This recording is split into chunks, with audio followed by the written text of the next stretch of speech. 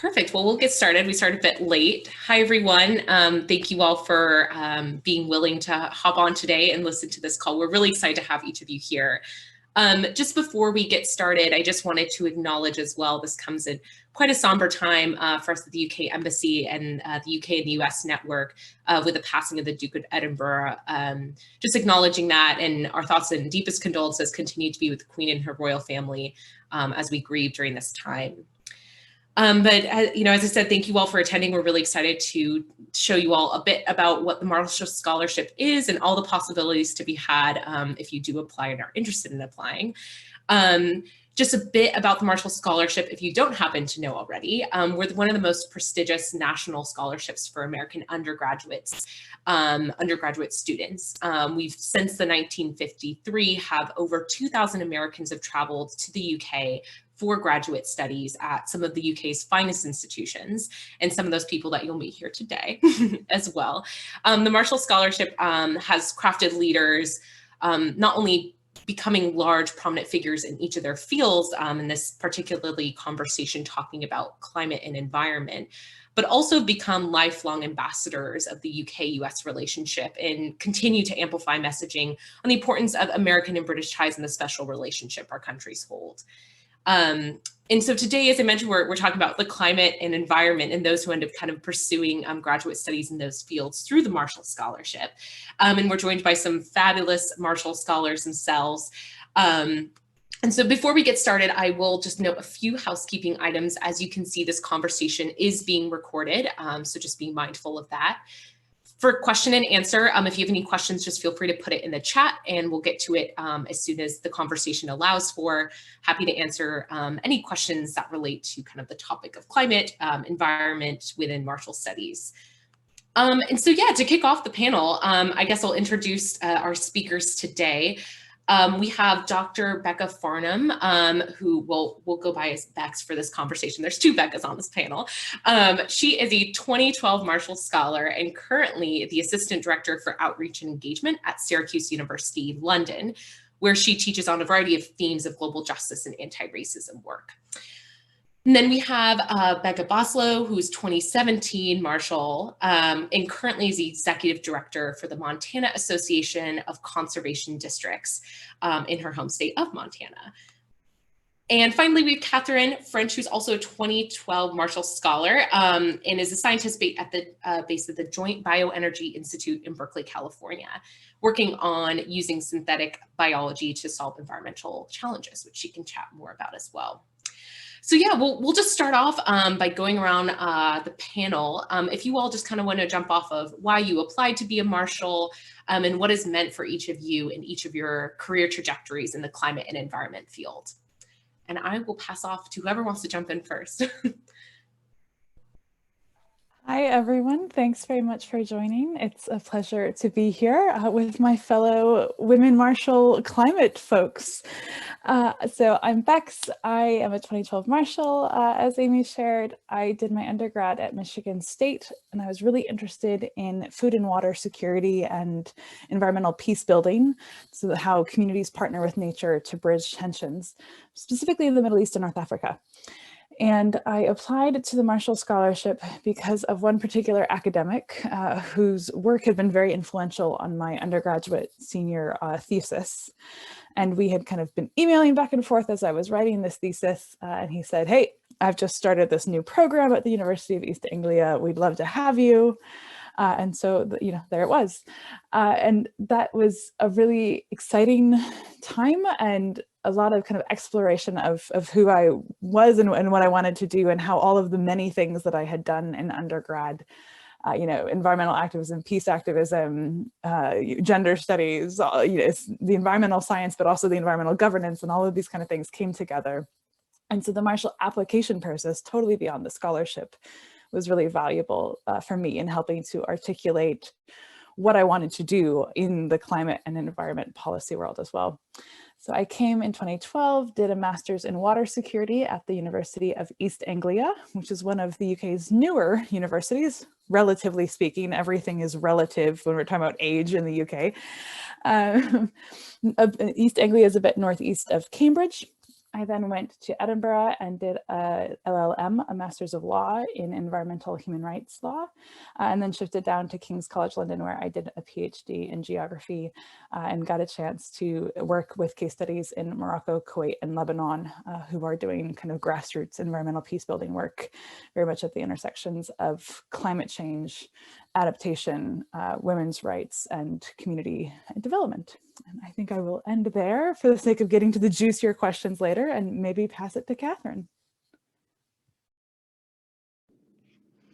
Okay, so I did my undergraduate at Boston University, and my research there was really focused on understanding human interactions with the natural environment over long spans of time. So I was essentially like a botanist that was based in an archaeology department. So I did a lot of interesting work with lots of different, archaeologists and anthropologists, and we were interested in, how human activities like agriculture over thousands of years have changed the landscape and things of that nature. So I started after I finished my undergraduate degree. I was really interested in continuing to do that kind of work. So it's more like long-term ecology. So I was looking at different programs in the US and UK. And during this period, one of my supervisors mentioned the Marshall Scholarship. And I kind of brushed it off at first. I just felt like, oh, I wouldn't be a good candidate. And then kind of at the last minute, I decided to apply. So it kind of took the pressure off because I only had like a couple days. But I ended up applying, and I applied to 2 different programs, one on my application.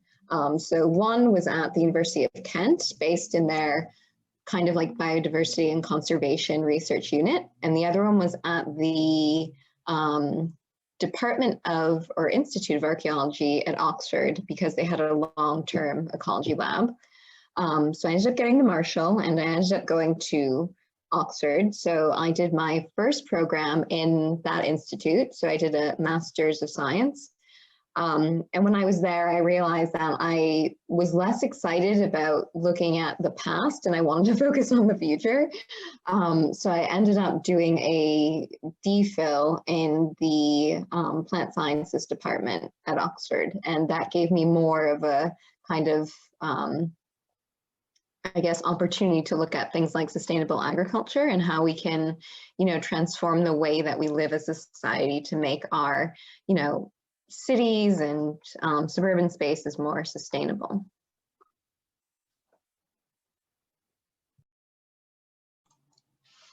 All right, that leaves me. So my name is Becca Voslow. As Amy mentioned, I am a 2017 Marshall Scholar. I did my undergraduate in natural resource conservation and climate change studies at the University of Montana in Missoula. During my undergraduate, I was really interested in kind of human environment interactions, as well as kind of collaborative land management and local scale climate solutions. I had a couple of years between my undergrad and my Marshall. So I got the Marshall my last year of eligibility, fortunately. So in between, I did a fellowship in Germany where I was doing research on the Baltic Sea. I did an AmeriCorps term focused on climate education at the community level. And then I also worked for the Forest Service in Washington, D.C. in protected areas, specifically wilderness and wild and scenic rivers. So I was kind of all over the place. My interest in the Marshall, kind of similar to Bex's, came from interest in a particular academic program. So I was really keen on the climate program at the University of Leeds. And that was when I was looking at that program, and then I was like, okay, how can I get myself to Leeds, get funding for that? And that was kind of my introduction to the Marshall. So I did end up going to Leeds, started in 2017, and I did the MSc in Climate Change and Environmental Policy. And then my second year, I originally was going to go up to Scotland, and I ended up instead going to Cambridge and doing the MPhil in Conservation Leadership, which is a really cool program in that it has some similar skills to an MBA, but is really focused on folks that already have kind of a background in conservation or environment who are likely going to be working in nonprofits or government, which has served me well because I now work for a nonprofit called the Montana Association of Conservation Districts. I'm the executive director. A very, very brief background on conservation districts. They focus on private voluntary conservation, or I should say conservation on private lands, and were created in the post-Dust Bowl era to conserve soil and water. So they cross the entire state of Montana, just in case anyone didn't know what a conservation district is. And with that, I think I will end. No, thank you each. Super helpful overview of just kind of what brought you to the Marshall Scholarship and what you ended up actually doing in your scholarship itself. I think to deep dive a bit more into that, I would be very curious. Marshall Scholarship is a kind of a bilateral relationship and representative of that between the UK and the United States. And how can you explain to us a bit more and maybe dive into post-graduation and post your Marshall Scholarship direct experience at university, how it shaped your professional trajectory and experience, and maybe a pivotal moment during your Marshall Scholarship that really ended up shaping that those opportunities after your studies. Happy to ping off to whoever wants to jump in first. I don't want to put anyone on the spot.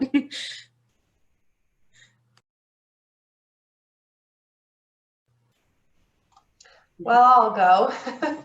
So I think I alluded to this, but in particular, I think the academic aspect of my programs really helped in terms of what they were focused on, especially in my current position, and the ability to combine two different masters has been really helpful.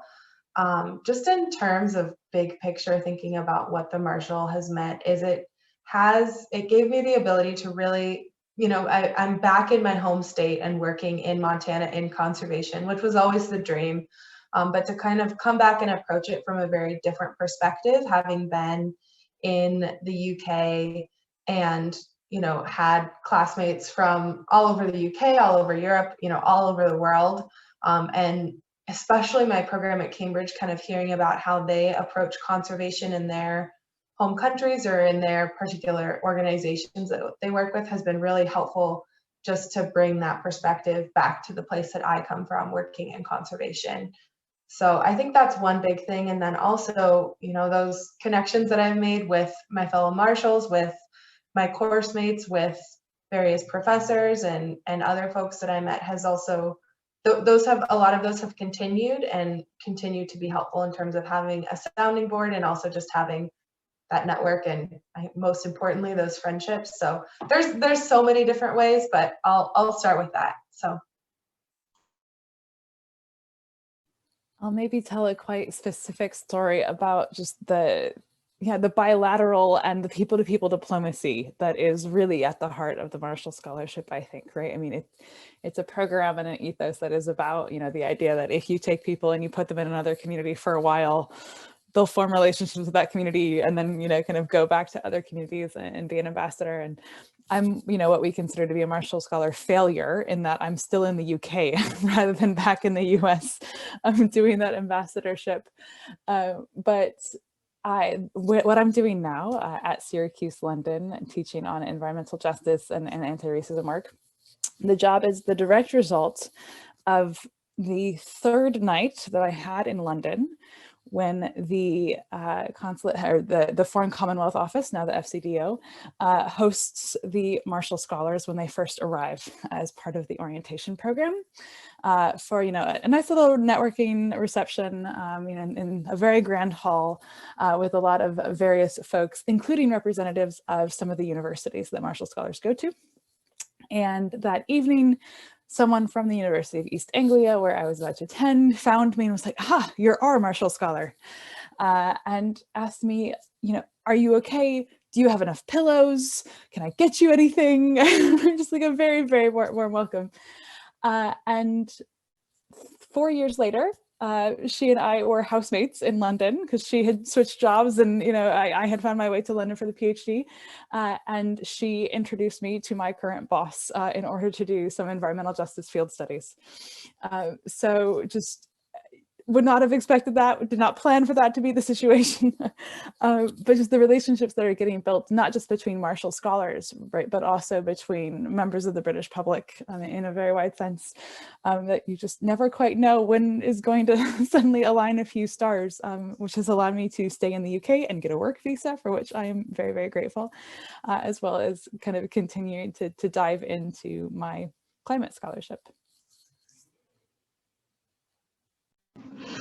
So for me, I would say that, doing the Marshall had an impact on my career trajectory in two different ways. So the first one was that by being in the UK, you're kind of, the opportunities to study in other EU countries are also available. So not only did I do a lot of my training at Oxford, but I was also in Sweden and in Denmark for some of the time, particularly during the summers. I would go to a different university, I'd gain new lab skills. And so kind of my training just became really diverse, and it was really interesting just to see how higher education and like STEM research is conducted in different countries. I found that to be really helpful. I learned not only from instructors, but the students I was working with, and it just kind of expanded my horizons quite a bit. And then in the second respect, during my PhD, I worked with a number of different government and conservation groups in the UK, including DEFRA, which is the Department of, I think, Environment and Agricultural Affairs, and Natural England, which is the main conservation body in the UK.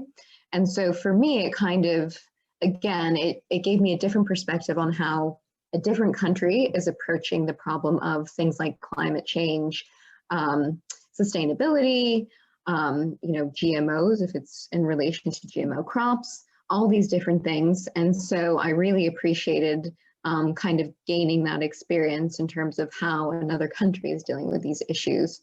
And definitely having come back to the US, and now I'm engaging with, kind of the US bodies in those areas, it's really kind of shown me different ways of doing things.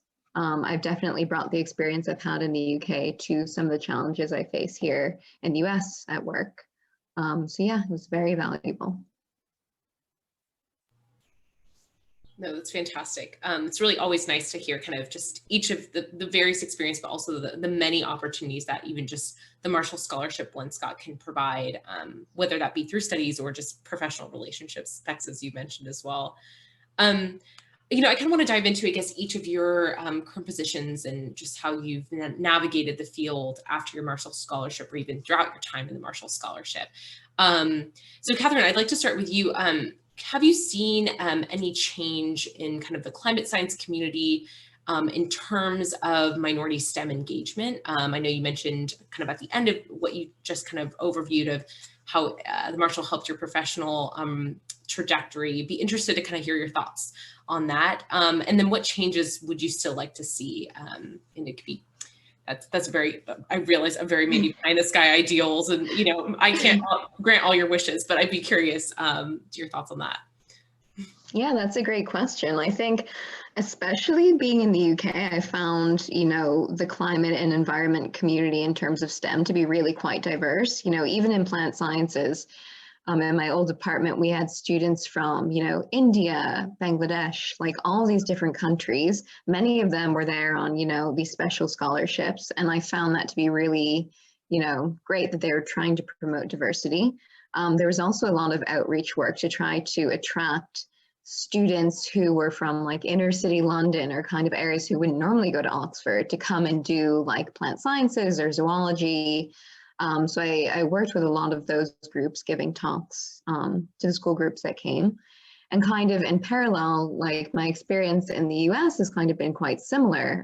When I was at UC Berkeley up until recently, again, there was a very concerted effort to try to attract students who wouldn't normally apply, students who are minorities or whose families had never been to college, to come and do degrees within, plant and microbial biology. And I feel like there's also so many programs now through the community which tries to connect, current scientists with, underserved communities. So I can give an example from Berkeley.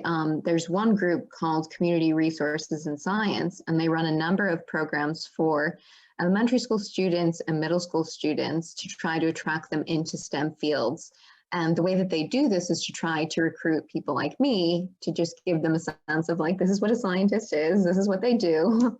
They're very friendly, and just kind of opening up those opportunities. So examples of activities we do, like we run a 6-week program for middle school students, and we show them like how to run experiments, and they end up running their own experiments. And so, yeah, so I would definitely say there's a lot of kind of work in this area in terms of trying to increase diversity and access in STEM. But at the same time, there's definitely room for improvement. And I would say the one thing I really want to see in STEM in relation to climate environment is having more Indigenous communities kind of at the table in terms of in higher education, you know, doing these degree programs, having a say in like how the land that they live on is actually managed. So for example, a lot of the area where I live in the Bay Area, it's actually, I think it's called the Ohlone land. So the Native Americans who used to live here, some of which are still kind of within this area. And yet during my 3 years at UC Berkeley, I never had any Native American students. I had students who were Hispanic, African American, all different kinds of nationalities, but never did I have Native American students. So for me, having more Indigenous voices would actually be really great, not just for California, but kind of everywhere. So yeah.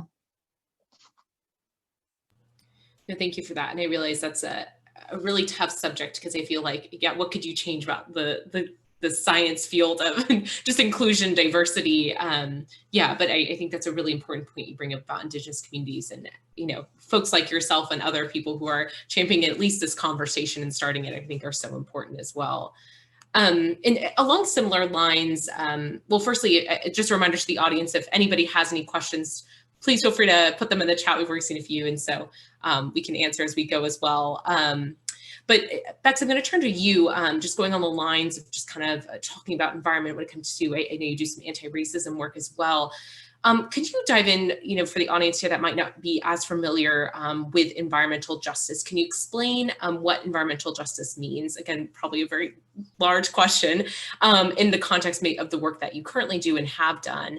And how can climate science be leveraged into policymaking under this kind of this broad definition of environmental justice? Yeah, thanks very much. I'll start with kind of the moment of awakening in the modern era of environmental injustice, which is very tied to environmental racism in the United States in the 60s and 70s, as environmental sociologists and statisticians started noticing and being able to prove the prevalence with which predominantly Black, Indigenous, and communities of color are located near toxic sites, you know, of all kinds, are more likely, you know, to be experiencing detrimental health impacts from factories, dumping, all of those, that kind of thing, and just how systemic that is and is built in from histories of redlining and current practices of gerrymandering, as well as, you know, just kind of getting pushed out and whatnot. And then in the kind of 80s and 90s, that environmental racism conversation evolved into kind of collective action and theories of justice, which then paired up with scholarly theories from around the world, particularly around Indigenous peoples' collective action and Indigenous peoples' rights. So very broadly, the environmental justice framework considers things like participation, recognition, and distribution. So thinking distribution, like the outcome, right? Like who has access to what, who doesn't have access to what, on both the harms and the benefits side of things, right? So like who gets to make the pollution, who has to deal with the pollution. And that happens at local scales in terms of, you know, who gets stuck living next to the factory, who gets next to the next school, that kind of thing, but also on the global level. If we think about the fact that the average American releases 16.6 tons of carbon dioxide a year, while the average Kenyan is, you know, around 0.3 tons, right? And small island and developing states, you know, who are literally losing their entire countries to climate change, you know, are emitting at beyond, you know, not even fractions of the amount that most of the industrialized nations are. So thinking about those kind of things and starting to address them from the distribution side, but also realizing that there's a procedural element, and it's not just where we're at, but how we get there in terms of engagement in policymaking, in terms of creation of the science, as Catherine was talking about, kind of who is making science does change the scientific results, whether or not most scientists want to admit it. Partially just because it depends, it changes what we study, right? And which data we end up getting and that kind of thing.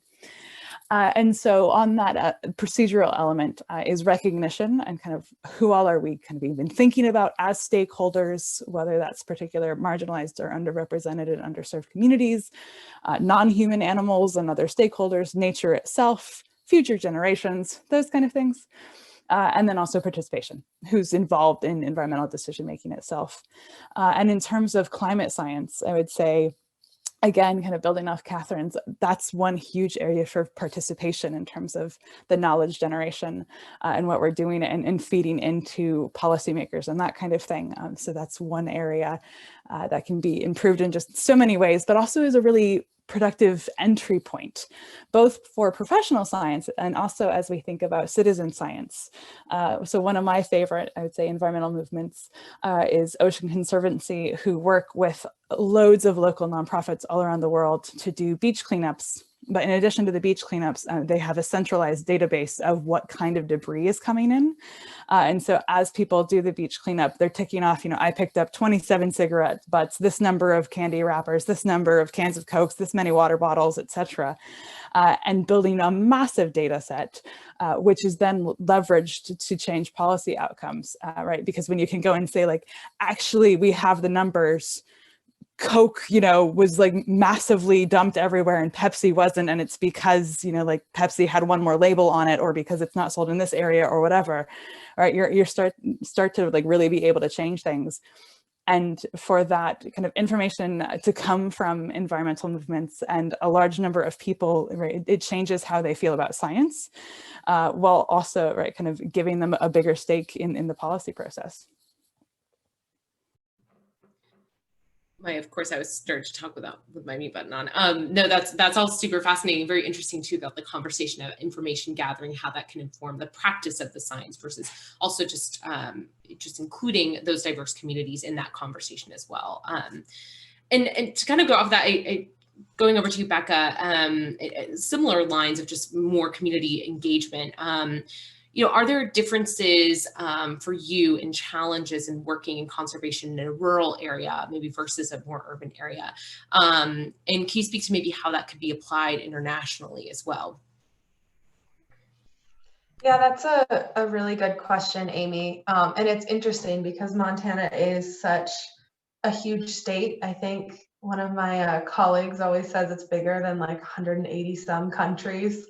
Like it's bigger than Germany. It's just, it's massive. And so in terms of thinking about our rural areas, some of them are very far away, even for where I am in Helena, the capital, which is not very big. It has like 35 or 40,000 people, but we have conservation districts that are working with ranchers in like Northeast Montana. It's like a 10-hour drive, really rural areas. Some of them don't even always have service in some parts. And I guess your question was about the comparison between like working in an urban versus rural area. I will say I have much more experience working in rural areas versus urban, so I will try and answer this question. But I would say that there's just different challenges. Like I think there's challenges to working in urban areas in conservation, and just in terms of the type of conservation and thinking about how you can serve those communities. And also thinking about, like when I worked for the Forest Service, one of my colleagues there was working on a project about the pressures of having certain public lands next to large urban areas, and just trying to manage the recreation and the other kind of benefits for those communities. But also another big issue is that there wasn't always access. And I think this is true in rural areas and urban areas alike. So even, in cities, Becca, or Bex, sorry, trying to distinguish between us. touched on this, but in certain urban areas, there, because of historic issues like redlining, the ways that cities were developed, there isn't green space in certain neighborhoods, typically minority neighborhoods, which was done pretty intentionally. And so that's an issue in terms of conservation and access to those places and public health and even urban forestry. But then I actually worked on a program related to getting kids onto public lands, and some of it was actually focused on urban areas where even when there's proximity, there's certain parts of the community that have access to that or are more likely to use those areas because of various privileges that they may have than others. And so I think that can be a challenge in urban areas, is just making sure that there is access to those environmental benefits, because it can really vary even within a city that to me feels like it's very on top of itself. And in rural areas, I mean, that can be the case too. I used to be a hiking guide in Glacier National Park for a nonprofit. And, we would have people come in from all over the country, but we also had these programs that were specifically focused on trying to bring kids from the surrounding area into the park, because there would be kids that had never been into Glacier National Park, this world-renowned national park that lived basically right next door to it. So I think access is kind of a common piece across both rural and urban areas, and a lot of issues in general. And then when thinking about like Montana and the conservation issues in our state and having a lot of rural areas, I think there is a huge challenge to communication, just because it's harder to get out and have those in-person conversations or face-to-face conversations. They're just maybe don't happen as often because it's such a large landscape. And then I also think it's really important to note that each area in such a big space has very different conservation issues, even within the state of Montana. I think I really took a tangent off of your original question and didn't touch on the international side. I'm being cognizant of time, so I'm happy to, but I'm going to cut myself off because I've been talking. And if you want a follow-up, just let me know. So. All good. That was perfect. I think, yeah, these questions are so, I guess we made them quite broad, so you can kind of take them as what kind of comes to your brain. And I think you did an excellent job of outlining, the multifaceted problems that are broached in both rural and urban areas and kind of what that means. And maybe we'll come back to you on the international question in a minute. I see here that we have a question in the chat, and I want to make sure we can get to that too with timing. And thanks, Bex, I see your response. So feel free to jump in though if you want to verbalize that as well. So we have a question. So for those folks who didn't cite a specific contact at a research institution, how did you frame your specific motivation in the UK as opposed to staying in the US? I can pass off to anyone who wants to start with that.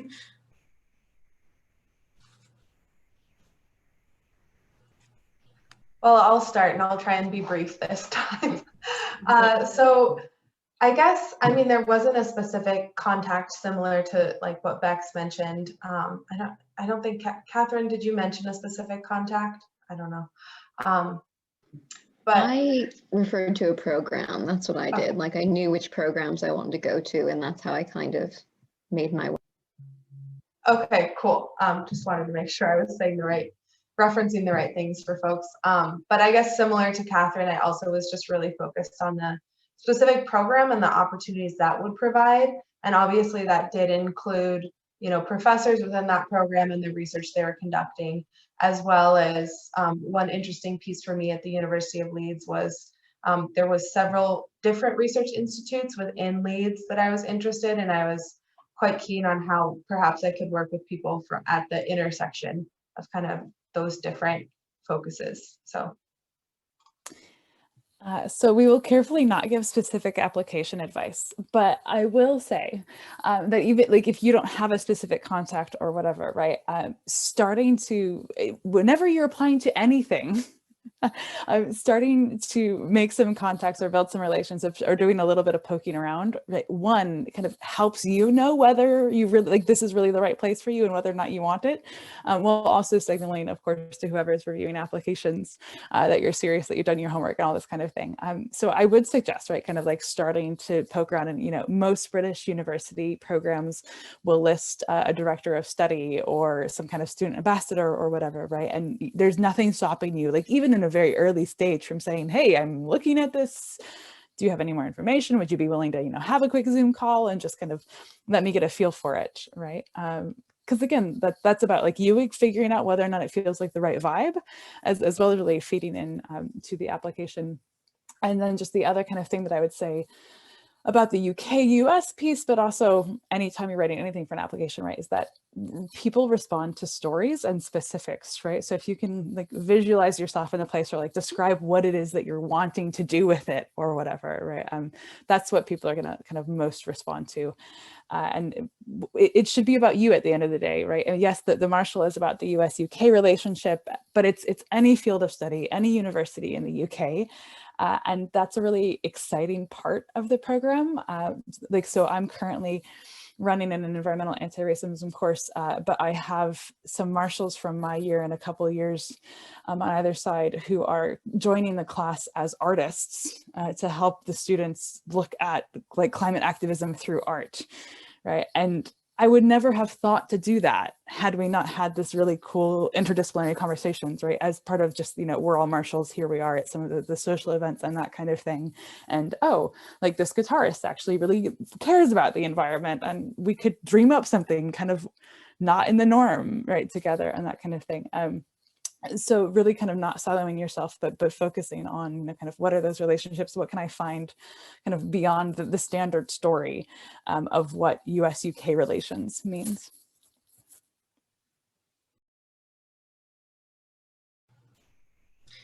Great. I don't know, Catherine, if you want to come in further on that. I know you kind of jumped in, but no worries if not. Yeah, I think both Becca and Bex have kind of covered everything, so we can move on to another question if there is one. Yeah, sounds good. Yeah, we do have another question in the chat, so I'll just read it off here to you all. So how does climate science differ in quote unquote flavor between the US and the UK? In each of your experiences, did you find certain problems, topics received greater focus in the UK than the US? If so, how did that influence your perspective on the problems our world faces?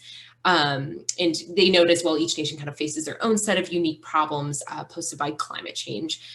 So they're just kind of interested in that UK versus US perspective.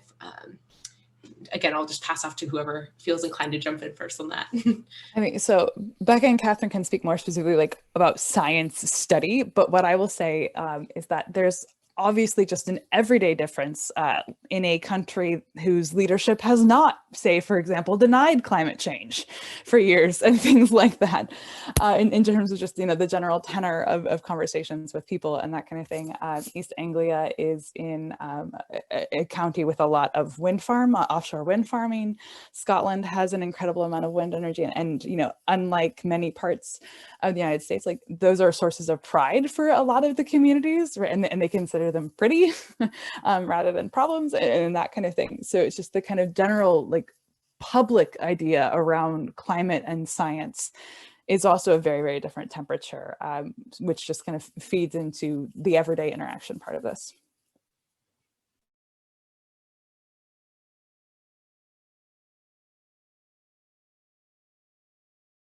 So I didn't really notice massive differences between the two. I would say there's definitely a lot more on agriculture, just that I've noticed in the US, and mostly that's because a lot of the universities in the US are kind of like, they're called land grant institutes.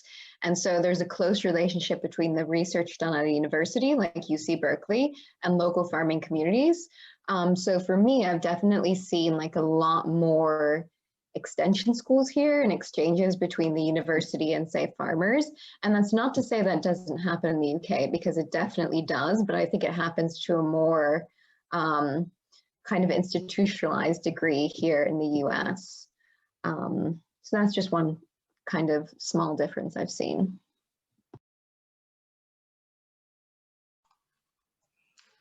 So in my experience, and I think this has a lot to do with just the types of academic programs I was in terms of doing my undergrad at the University of Montana and then being at the University of Leeds and as well as the University of Cambridge, I feel like there was a much more global focus at those UK universities, and I was really glad to actually have the opportunity to kind of have both these different perspectives. Where my undergrad was really focused, there was that agriculture focus that Catherine mentioned, and also thinking about the impacts to Montana. Some of just, you know, because of where we are and our environment are already very visible, especially things like wildfire. Glaciers will be gone from Glacier National Park by 2030, at least the scientific definition of a glacier, and things like that are very visible. So there was a very kind of local focus in terms of thinking about the impacts and then what adaptation looks like. And I think, you know, when I got to the UK, there was a very, did I say global? I meant local in case I said global. But in the UK, it was a very global focus in terms of thinking about the impacts and then also thinking about mitigation and what that looks like in terms of international bodies and big picture climate change and emissions. So that was something I really appreciated in terms of kind of broadening my perspective, because we learned about it a bit in my undergrad, but I feel like we really kind of dove into it in the UK, and it was just a very international focus. So No, thank you all. Those are all really helpful insights. Seeing as we're kind of coming up on time here, I don't want to just end the conversation here. I won't keep you all over too much, I promise. I just kind of, you know, what I had a question for each of you just to kind of round out. So how did, I know we touched on it throughout our conversation, but how do you think studying in the UK has made a difference in your life? And you can take this again, however you want, comparatively to maybe doing a program in the United States. Again, I could pass out to whoever wants to tackle that last question for us. On a very practical level, I am, you know, a weekend flight away from Morocco and other places that I study, which, you know, makes that kind of anthropology a lot easier for me. But I also, I actually teach with Syracuse University's Native American and Indigenous Studies program on environmental justice and anti-racism. And we have the first Indigenous Studies course abroad at the UK Center because of a seminar that I run in the Arctic in the Scandinavian countries with the Sami, who are Europe's only recognized indigenous people. And that is a connection from my activism in the US and now, you know, kind of the British as a launching pad to other nearby areas that I just would never have tapped into, right? And the conversations that I'm now having with some of my Indigenous students and Indigenous studies students from the Haudenosaunee nations and territories about Indigenous peoples around the world as a result of the Marshall links is just really, really exciting and meaningful.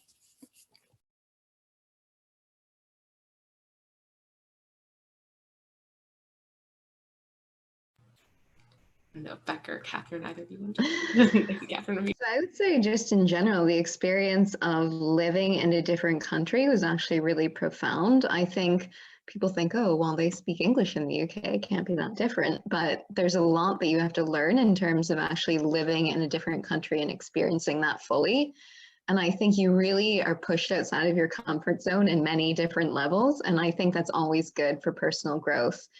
So that was definitely one thing that had an impact on me. And I think just another thing, which I've already mentioned, is that it definitely kind of opened like my eyes. It gave me a more global view on many of the issues that I care about in terms of conservation, sustainable agriculture.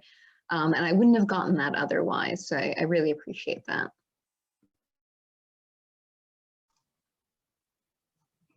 And I'll start off by kind of echoing what Catherine said about that global perspective has been really important for me, especially since I am now back in my home state. Just being able to bring that all back has been pretty phenomenal. One other, in terms of some of the practicalities of the Marshall, one other really cool thing from my perspective has been being able to pair those two masters. So for my first master's, it had a climate focus. I did my research in Tanzania on climate impacts to soils in this specific region of Tanzania. And then when I was at Cambridge, I, was kind of doing something totally different. We had a professional placement. I was working in Guyana on work related to the Convention on Biodiversity. And so it was just so kind of helpful and meaningful, like personally and academically, to be able to really dive deep into two different, not only regions globally, but also, focuses within conservation and climate. So that was one thing that was particularly cool for me. So.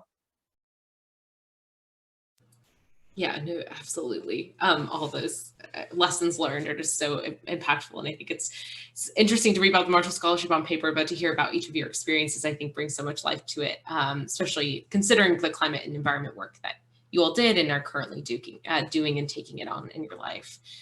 Well, it looks like if there's no more questions from the audience, I think we'll probably end it off here. Thank you all. Thank you to the panel. Thank you each for taking some time every day to speak with students. Very great discussion. It was very helpful, a great insight into kind of what we can do with environment and climate focus. Just a reminder to the audience, throughout the Marshall Summit, not the Climate Summit, throughout the Marshall Summit that's happened over the last 2 days, those recordings will be hosted on our website. So always feel free to reference those. There's also more information about applying in general. The panel, I think, right before ours, hosted by Chicago, was about applying. So if you have any specific questions, make sure to check out those resources. And also apps are open up in June, and we're looking at them due around September. So make sure if you are interested in applying, get in touch with your fellowship advisor at your university, or always feel free as also to connect with our consulates. So thank you all again. Thank you to the panel especially, and we hope you all have a great rest of your week. Thanks. Good luck, everyone. Thank